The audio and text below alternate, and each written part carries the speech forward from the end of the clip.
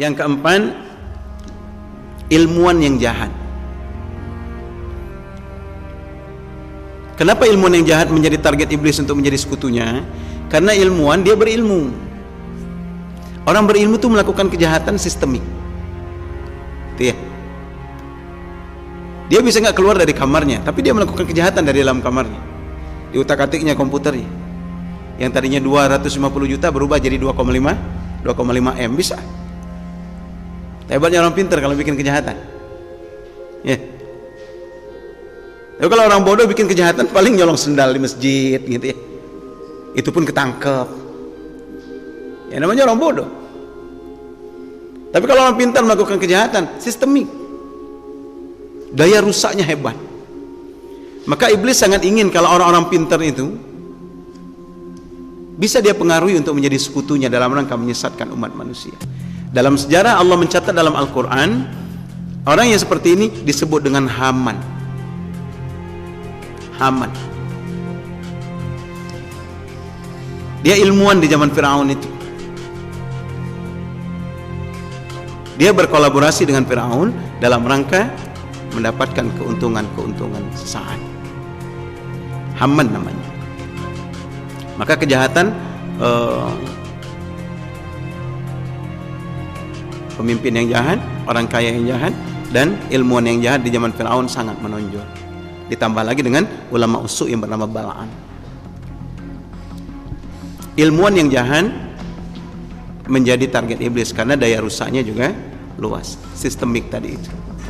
Yang kelima, yang terakhir, yang menjadi target iblis untuk menjadi sekutunya, yang kelima adalah tukang-tukang sihir. Tukang-tukang sihir.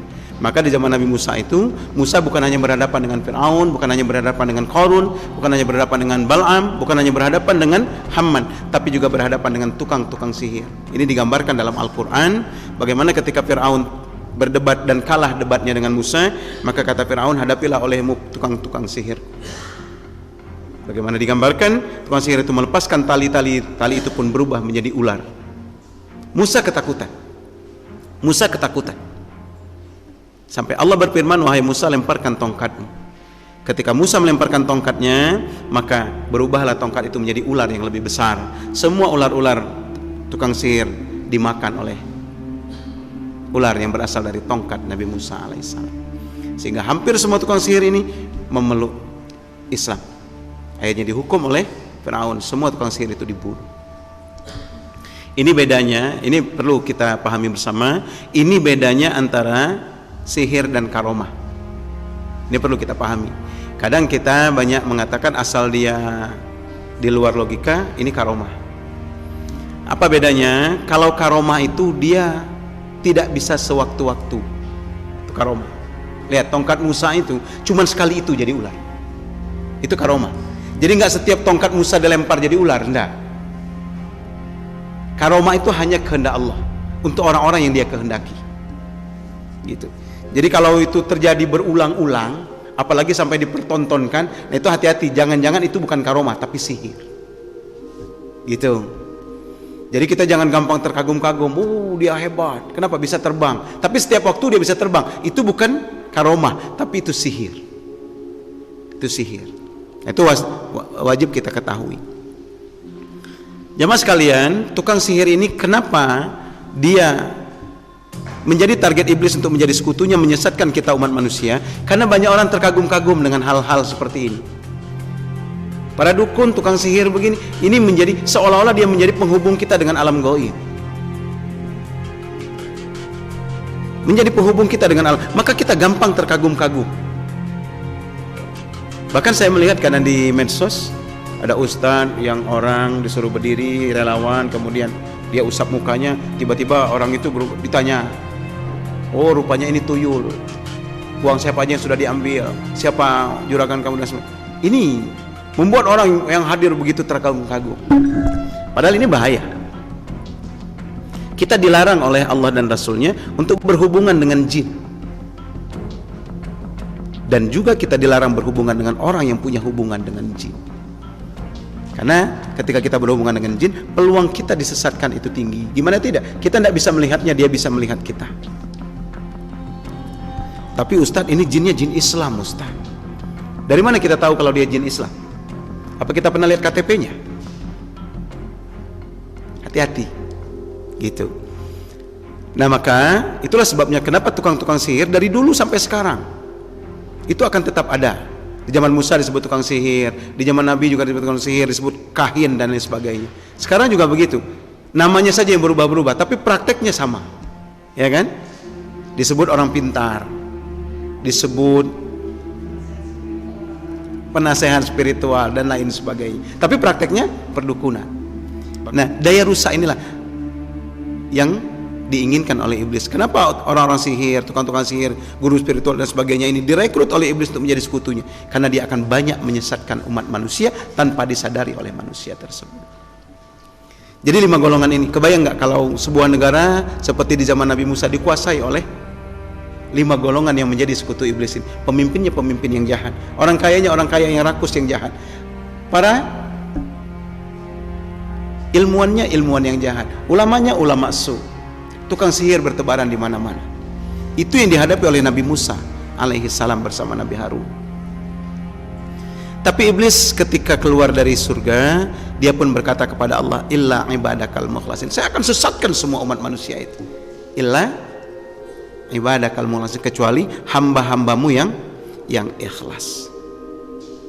Ternyata iblis juga memberikan jalan keluar. Yang tidak bisa disesatkan oleh iblis itu adalah orang-orang yang ikhlas. Orang-orang yang ikhlas. Siapa yang ikhlas, maka dia tidak mungkin disesatkan oleh iblis, laknatullah.